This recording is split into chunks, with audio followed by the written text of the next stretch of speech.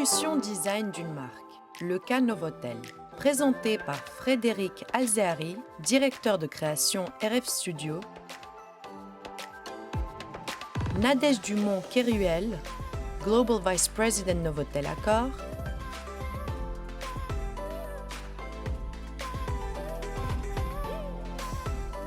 et Vitor Sanchez Monasterio, Vice President Design Eco and Mid-Scale Global Accor.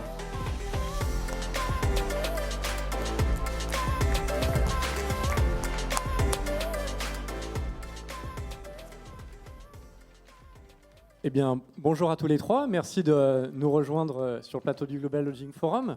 Alors, on va parler avec vous de la révolution design d'une marque historique du paysage hôtelier français, Novotel. Avant qu'on parle de ce que vous avez pu mettre en place, je voulais vous demander peut-être déjà en préambule de nous donner un petit peu de contexte, les grandes dynamiques, les points clés qui vous ont fait enclencher finalement cette réflexion. Novotel, c'est la marque historique du groupe Accor, avec plus de 50 ans d'existence. Et le premier hôtel a été ouvert en France, à Lille, basé sur le concept du motel américain. Donc c'était à l'époque très innovant. Et ça développait des standards de confort qu'il n'y avait pas forcément dans la plupart des foyers français. Depuis, Novotel a bien grandi. Aujourd'hui, on a plus de 550 hôtels dans le monde, dans une cinquantaine de pays. Et un dynamisme de développement qui est toujours très fort, puisqu'on attend 150 ouvertures d'ici 5 ans. Donc quand on est la marque historique d'un groupe, on a le souci de rester pertinent. Et pour ça, dans le cadre de ce projet, de ce travail qu'on a fait ensemble, la modernité et la premiumisation de la marque étaient au cœur du brief pour répondre à la fois aux besoins et aux attentes des guests. En cherchant cette pertinence et trouver l'origine de la marque, donc cette innovation, on savait que le design, c'est la plateforme des plus puissantes. On sait que le design n'est pas du tout quelque chose d'esthétique ou décorationnel, mais vraiment de stratégique. Et en cherchant, ce sont lesquels les piliers de stratégie de la marque, donc diversité d'un côté, modernité, clairement, mais aussi en cherchant le moment économique qu'on existe, donc flexibilité et versatilité, et clairement développement durable. Donc c'était vraiment les sujets qu'on voulait amener dans ce moment, en fait. D'accord, donc 3 piliers, flexibilité, versatilité, développement durable, ok. Exactement. On va revenir un peu dessus. Peut-être avoir du coup votre suite à ça, j'imagine vous avez enclenché un processus, une réflexion. Comment ça s'est passé en interne et puis avec les partenaires, les agences. Voilà, comment vous avez enclenché tout ça? En tant que responsable de marque, moi je veux essayer d'aboutir à une expérience hôtelière distinctive sans aucune standardisation. Et pour la marque Novotel, c'était une démarche inédite, c'était une évolution majeure pour l'enseigne parce que jusqu'à très récemment, on avait un concept de chambre unique qui était développé dans le monde entier. Donc Vitor va vous expliquer un petit peu comment on a conçu ce pitch et comment on a intégré en fait les équipes du monde entier. Donc vraiment le pitch, c'était la manière la plus naturelle de le faire. Chez Accor, on est en train de beaucoup déstandardiser notre marque, donc celles qui sont encore standardisées. Pour Novotel, ce n'était pas quelque chose de différent. On l'a fait avec un pitch international, une compétition internationale en collaboration avec notre partenaire local. Donc chacune des régions, on a choisi les régions les plus pertinentes pour le pipeline Novotel et on a fait une compétition et on a choisi des architectes. Et cette fois-ci, on l'a fait de manière sélective, des architectes qui, dans leur corps métier, ce n'est pas du tout le concept hôtelier à la traditionnelle. Ce sont plutôt des architectes des marques, pour donner aussi la notoriété à Novotel, mais que c'est dans leur côté de la qualité de design, dans l'innovation de leur solution de design qui nous intéressait. Et c'est pour cette raison qu'on en a choisi tous ces architectes. On a eu 4 gagnants et dans toutes les régions. Et on a pour l'Amérique latine Métro, on a pour l'Asia-Pacifique Hypothesis. Après, on a pour le Moyen-Orient une agence qui vient de la Russie, mais qui a beaucoup d'expérience dans la région, que c'est Sundukovi Sisters. Et après, un représentant de l'Europe, on a Frédéric avec RF Studio, qui avait été invité. Et moi, je voudrais bien savoir, en fait, comment on vous a motivé à venir chez nous, à repenser une marque Novotel, mid-scale, traditionnelle d'un côté, et qui cherche cette innovation. Alors, nous, on est une agence basée à Paris qui travaille plutôt dans l'univers haut de gamme et du luxe. Ce qui nous singularise, c'est d'être vraiment pluridisciplinaire. On travaille autant dans le résidentiel de luxe que la restauration, le domaine du tertiaire notamment, et le domaine de l'hôtellerie évidemment, mais ce n'est pas à la base, comme exprimait Bitor, notre activité principale. Pour nous, déjà, il y avait un vrai lien entre notre activité plutôt orientée haut de gamme et la volonté de Novotel de premiumiser la marque. Ça, c'est une première chose. La deuxième, c'est qu'on a la conviction que c'est dans l'univers du mid-scale qu'aujourd'hui, l'hôtellerie est le plus innovante parce qu'elle est affranchie des codes du luxe et des très fortes contraintes économiques, notamment des gammes plus éco. Enfin, ça c'est plutôt en tant qu'agence de design justement, Novotel, à la base, c'est une marque qui est résolument innovante, voire radicale dans sa proposition, qui a eu tendance à s'assagir dans les décennies passées, mais à la base, elle porte ça en elle. Et enfin, je dirais que c'est travailler avec une marque qui a des dizaines de milliers de chambres à travers le monde, c'est une échelle pour faire bouger les choses, pour vraiment intervenir, et ça, c'est exaltant. Peut-être avant, j'imagine que vous allez un petit peu décrire comment ça se décline en pratique, mais avant ça, peut-être Frédéric, il y a dans la salle pas mal de gens qui investissent sur des projets, qui développent même leur propre marque pour certains. Peut-être est-ce qu'il y a des choses que vous recommanderiez de tirer, que l'hospitality pourrait aller chercher comme inspiration dans d'autres univers du design? On pense au résidentiel, à d'autres secteurs d'activité aussi. Est-ce qu'il y a des choses, des idées peut-être à reprendre selon vous? Je pense que c'est plutôt des synergies entre différentes disciplines et différents univers. Pour travailler beaucoup dans l'univers du bureau et des sièges d'entreprise, il y a des problématiques sur la manière de fidéliser les talents, la manière de penser la restauration dans l'univers du travail, la manière de penser la détente et les temporalités au cours d'une journée entre des périodes de concentration, des périodes d'activité en groupe, etc. C'est des choses qui peuvent vraiment créer une complémentarité avec l'univers hôtelier. Mais c'en est un parmi d'autres. Quand on travaille dans le résidentiel haut de gamme, évidemment qu'on a une attention à la matérialité des choses, aux détails, au confort qui est en lien avec le domaine de l'hôtellerie. Donc il y a plusieurs ponts comme ça qui se créent dans notre activité et qui viennent enrichir ce qu'on peut proposer quand on travaille avec des hôteliers. Votre perception côté hôtelier, du coup, et puis après, on va revenir sur un peu comment ça s'est déployé. Oui, déjà, chez Novotel, mais dans toutes les marques hôtelières, on essaye vraiment que les hôtels soient des espaces beaucoup plus ouverts à les voisinages. On reçoit nos clients qui ne sont pas du tout seulement les hébergés, mais tout le monde qui veut entrer. Donc, absolument, les hôtels, ils doivent changer leur manière à se programmer d'un côté, mais aussi à s'ouvrir beaucoup plus.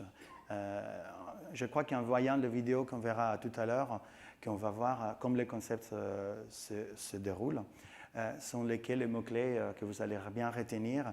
Et on verra qu'en fait, dans cette diversité que vous allez rencontrer, il y a des lignes communes. C'est le DNA Novotel Design qui nous intéresse, parce que le design, à la fin, dans notre marque, c'est vraiment la manière de transformer les valeurs de marque dans l'espace et aussi comprendre quels sont les requériments business de nos partenaires hôteliers.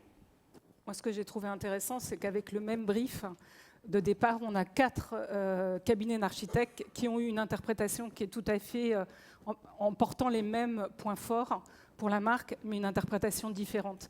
Ouais. Et si on peut lancer la vidéo, je pense que ça permettra de matérialiser ce qu'on est en train de vous Exactement. raconter. J'allais vous proposer. Allons-y.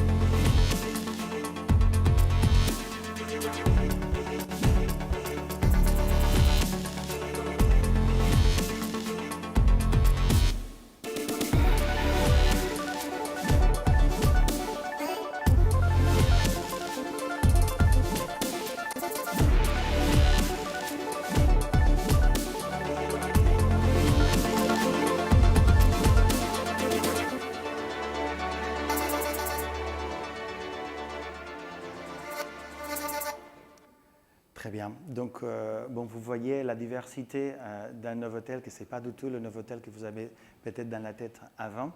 C'est vraiment une décision forte et stratégique de notre groupe. Vous dire qu'on a les 4 concepts et encore, on a des hôtels qui seront flagship, qui vont se dérouler avec des designs bespoke, parce que l'hôtel, le bâtiment le demande, ou parce que le client ou le business qui se déroule autour le demande. Et ça, ce n'est pas du tout un problème parce que c'est que c'est important, c'est que le DNA design et stratégique, il est toujours là-bas. Donc, c'est points communs qu'on en a vu. Chez Metro, vous avez vu que c'est la combinaison des matériaux très brutalistes qui vient d'une inspiration clairement moderniste brésilienne avec des tons très naturels, mais les layouts super flexibles, très ouverts à la ville.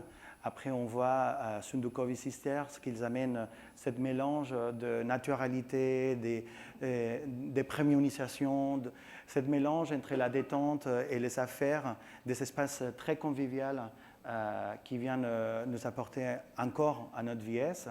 Et pour finir, avant que je passe à Frédéric en parler, Hypothesis Concept, un concept qui vient de l'Asie avec toute la fraîcheur de leur région, avec pas des traditionnalismes à suivre, mais que s'en réinventant. Et c'est vraiment la recherche de comment, d'un côté physique, de ne pas avoir des gaspillages et de sustainabilité, mais ce gaspillage qui connecte avec la passion de la marque, que c'est le temps, de comment on peut avoir des gaspillages de temps et même d'espace aussi.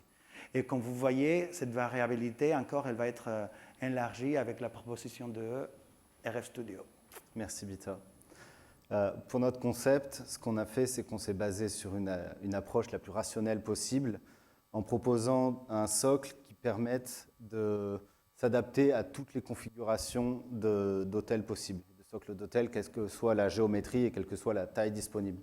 Donc pour cela, on a fonctionné, vous le verrez sur une image certainement juste après, par scénettes, comme des petits décors de théâtre qui viennent se réadapter et occuper l'ensemble de l'espace, à l'intérieur desquels il y a un ensemble de nouveaux services et usages.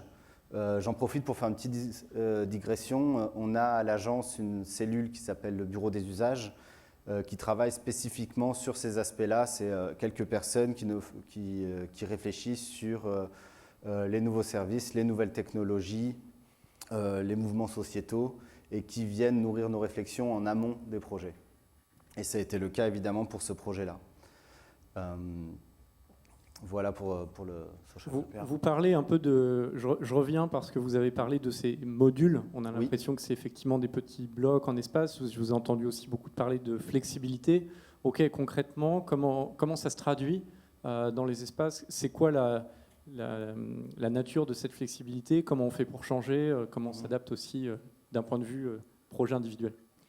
Bitter, tout à l'heure, parlait de l'évolution de l'hôtel qui devient un véritable lieu de vie, pas seulement pour les voyageurs, mais également pour la population locale. Et ça, c'est de plus en plus vrai. On voit que les usages évoluent, notamment avec l'émergence du télétravail, qui s'est accentué ces dernières années avec la crise sanitaire. Mais pas que ça. Le bleisure, le fait que les gens restent pour des séjours loisirs après des séjours business, ou le staycation, qui était quelque chose qui était peut-être plus développé sur d'autres zones géographiques, mais qui commence à se développer. Donc, l'utilisation de l'hôtel est différente. Et d'ailleurs, je ne sais pas si vous avez vu brièvement sur une image qui est passée, on a fait évoluer, traditionnellement, on appelait l'espace d'accueil, un peu de transit et d'attente, on appelait ça un lobby. Chez Accor, on a changé la terminologie, et chez Novotel, ça s'applique également. On appelle ça maintenant un social hub, vraiment cette notion de lieu de convivialité. Donc clairement, ces espaces, ils devaient changer absolument. Au lieu de se dire que ces social hubs sont les espaces publics de l'hôtel sont des espaces déconnectés avec des fonctionnalités uniques dans chacune de ceux, on préfère d'imaginer cette social hub dont Nadège parlait, un espace complètement ouvert à l'intérieur entre les différentes fonctions pour que les unes se provoquent à les autres, pour que les espaces soient conviviaux pendant toute la journée, en sachant que ce n'est pas le même le matin check-in, un après-midi plus tranquille, ou même des soirées vraiment très actives. Mais comment réussir à faire ça aussi, à attirer les gens qui sont à l'extérieur. Donc l'ouverture de nos hôtels de manière architecturale. Donc ce n'est pas de la décoration. Ça veut dire vraiment connecter avec les flows de la ville et la programmation de la ville. Après, la flexibilité, ça veut dire aussi une modularité. Frédéric a mentionné un petit peu, on aime bien cette image parce qu'il parle justement de comment les social hubs ils peuvent être faits avec des marqueurs qui sont obligatoires, qui représentent les valeurs de la marque. Dans le cas de Novotel, par exemple, le food bar, 7 points complètement focus de réception à tout moment avec quelqu'un qui va être toujours à nous recevoir, mais pas faire la version fonctionnelle à l'ancienne, check-in, check-out. C'est vraiment d'accueillir nos clients. Et on aura des autres components, par exemple, qui pourront être plus le résultat d'un bâtiment spécifique, d'un quartier spécifique. Et cette modularité, c'était vraiment dans le parti de briefing dans toutes nos agences. Et on verra tout à l'heure, par exemple, comme RF Studio l'avait concrétisé de manière très innovante. Ce qu'on a fait, c'est qu'on a travaillé déjà en faisant le choix de mettre l'accent à l'échelle humaine, là où ça se voit au plus proche des personnes. Et du coup, en fonctionnant comme les petits décors de théâtre dont je parlais, qui font référence à des univers domestiques, on va avoir la bibliothèque qui est plus dédiée au coworking, à une clientèle professionnelle. On va avoir la salle à manger. On va avoir des espaces plus dédiés à la famille et aux enfants. Et tout ceci se combine et reste ouvert aux différents publics. Donc, comme je disais, il y a cette volonté de mettre l'accent au plus proche de ce qui se passe, de ce que les gens voient, de ce que les gens touchent, et donc de laisser la coque existante volontairement assez sobre. En complément de ce que disait Bitor, en effet, dans notre concept, on a fait le choix de mettre le food bar au centre de l'espace. C'est là où, dès qu'on rentre, on va trouver un visage humain, un regard, quelqu'un vers qui se tourner et aller chercher de l'information. Donc c'est un point focal, un centre de gravité dans l'espace qui est le cœur de ce social hub. Et puis c'est le cœur de notre métier, historiquement, d'hospitalité, bien sûr. Donc Bien sûr. ça s'entend tout à fait. Et, alors, là, on a parlé un peu du concept et de ses déclinaisons. Si on se positionne plus côté investisseur, cette fois-ci, propriétaire, vous avez parlé de flexibilité.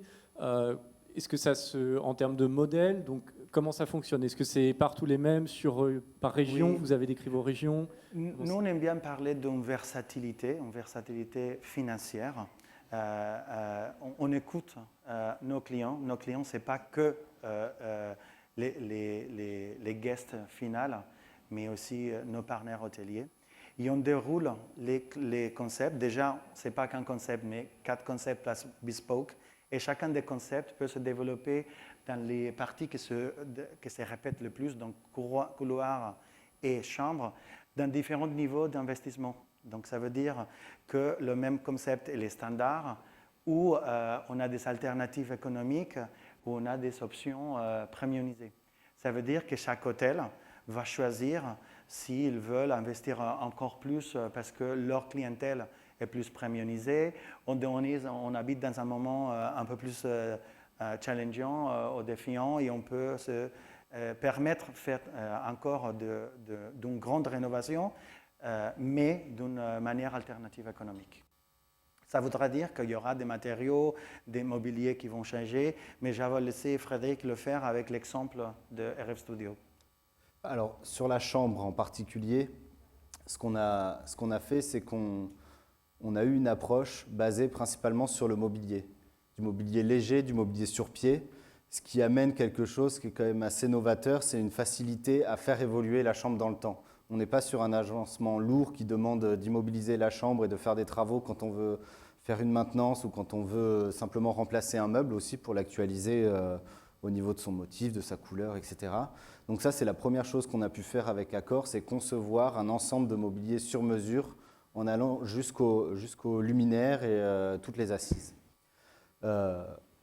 L'autre chose, c'est que dans le cas d'un budget maîtrisé, on a fait le choix de mettre l'accent sur ce que l'utilisateur de la chambre voit et regarde, ce qui se trouve face à lui quand il est dans le lit.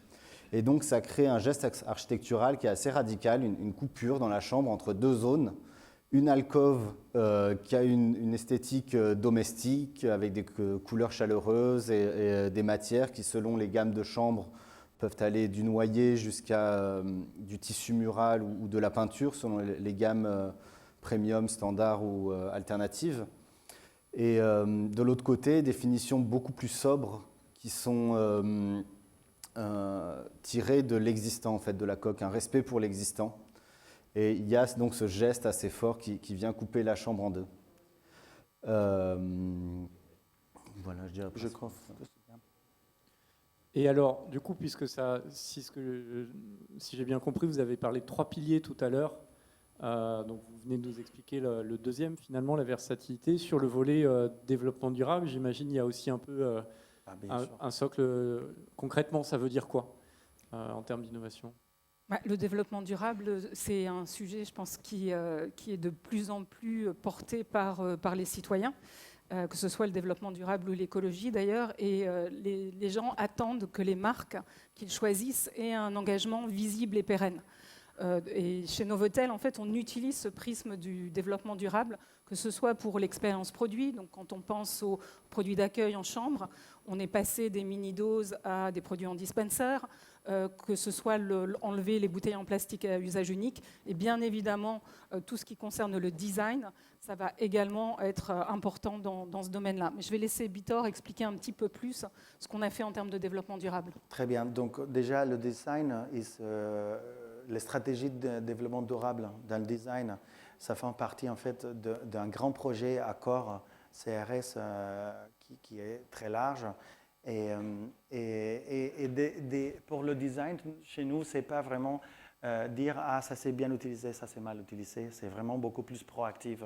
On essaye de faire de l'économie circulaire. Donc, comme on disait avec Frédéric, on donnait à nos designers le but de qu'on fait moins d'aménagements, sinon qu'on compte à faire des rénovations qui pourraient être plus légères dans le futur, pour être plus flexibles, pour être plus à l'aise avec les changements de temps. Et on donnait certains key factors, des bonnes manières à faire. Après, une fois le design vient chez nous, on peut l'analyser aussi. Chez Novotel, on est en train de faire un pilote où tous nos concepts ils sont analysés dans leur empreinte carbone. Ça veut dire qu'on va savoir si Sundukovi, c'est 3 points plus légère que Hypothesis est 3 points plus légère ou plus forte que Sundukovi ou que d'autres, non? Et en fait, ça va être le choix de notre client, c'est le choix de notre hôtelier partenaire qui va dire, en fait, c'est un sujet qui m'intéresse beaucoup, pourquoi on ne va pas choisir celui-ci ou celui-autre. Il y a un dernier point aussi, dire qu'on a des plateformes d'analyse de nos fournisseurs, donc des eco-scorecards. Donc, on fait de la liaison entre nos fournisseurs et leurs données de data de la vie circulaire, de la vie développement durable de leurs produits avec nos achats. Et ça veut dire qu'on va choisir les produits qui vont être mieux pour le développement durable dans une grande échelle. Donc de même que je choisis un coût au mètre carré, je vais choisir un nombre d'émissions carbone au mètre carré. Exactement et ça pareil. rentre dans le mix du concept. OK. Et de l'autre côté, je voudrais bien savoir, comme Frédéric, comment vous l'avez abouti en fait. Parce que cette côté des circularités, des mobiliers légers, c'était important. Oui, en effet, il y a plusieurs aspects. Déjà, il y a une évidence, c'est le choix des matières, le sourcing, les bonnes pratiques des fournisseurs. Et ça, c'est une évidence pour tout le monde, Accor comme pour nous. L'autre aspect, c'est, comme soulignait Bitor, le fait d'être sur du mobilier léger, facilement remplaçable, évolutif, plutôt que sur une chambre immobile qui va durer des années, c'est une forme d'écologie aussi. Il y a un troisième point, c'est notre concept, ce qu'on a proposé, propose de conserver la structure de la salle de bain et des gaines existantes, la technique dans la chambre. Et s'intéresser à ce qu'on ne démolit pas, éviter la démolition, c'est aussi une forme d'écologie. Plutôt que de s'intéresser uniquement à ce qu'on va construire, éviter de démolir, c'est quelque chose qui parle aux personnes de notre génération. Voilà. Absolument. Peut-être un mot de conclusion de ce que ça vous a peut-être permis, ou une vision sur les résultats ou vos perspectives avec ces nouvelles boîtes à outils finalement qui est à votre disposition. Outre la transformation radicale de l'approche design chez Novotel, moi, ce que je retiens de ce projet, ça a été une collaboration intense entre les départements et également entre le global et les régions. Parce que ce travail, c'est le fruit en fait, d'une collaboration entre tous. Et aujourd'hui, on a à peu près 35 projets dans le monde qui devraient sortir d'ici 3 ans avec l'un de ces nouveaux concepts. Donc, c'est un bon début et on espère en voir de plus en plus parce qu'on est très fiers du travail qui a été effectué. Donc cette volonté vraiment de devenir pertinent dans le discours hôtelier. Qu'est-ce que ça voulait dire Novotel? Ça voulait dire être innovateur, écouter vraiment les besoins de nos clients finaux, de nos guests, et le transformer ça en un espace de convivialité. Donc c'est vraiment cette volonté d'être juste dans le core business de Novotel. Aussi, écouter c'est qui est notre partenaire, donc, et c'est laquelle leur situation économique. Cette côté de versatilité, cette côté qu'en fait, on n'en aura pas qu'un concept, mais plusieurs concepts, et parmi les mêmes concepts, de différentes intensités, ça veut dire qu'en fait, on va trouver un Novotel pour chacun de nous. Écoutez, merci à tous les trois. Est-ce qu'on a le temps pour une question de la salle? Non? OK. Écoutez, merci à tous les trois. Et puis...